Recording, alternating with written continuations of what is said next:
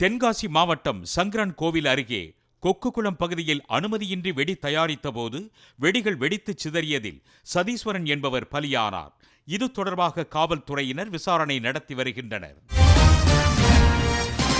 கரூரில் நடுவண் மாநில அரசுகளின் சுற்றுச்சூழல் துறைகள் மற்றும் தனியார் தொண்டு நிறுவனம் சார்பில் காலநிலை மாற்றம் குறித்த விழிப்புணர்வு வீதி நாடகம் நடைபெற்றது. அப்போது பொதுமக்களுக்கு இலவசமாக துணிப்பைகள் வழங்கப்பட்டன.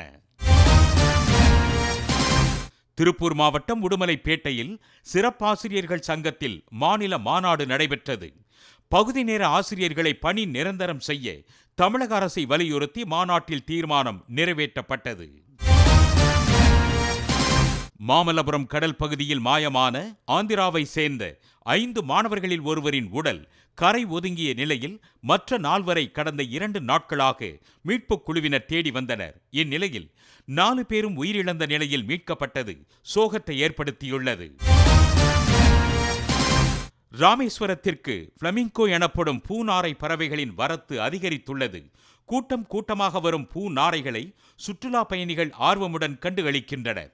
பறவைகள் வரும் பகுதியில் தொலைநோக்கு கருவி, உயர் கோபுரம் உள்ளிட்ட வசதிகளை அமைக்குமாறு அவர்கள் கோரிக்கை விடுத்தனர்.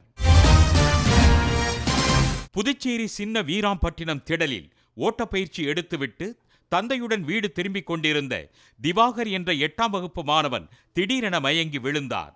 மருத்துவமனைக்கு கொண்டு செல்லும் வழியிலேயே திவாகர் உயிரிழந்தது சோகத்தை ஏற்படுத்தியுள்ளது.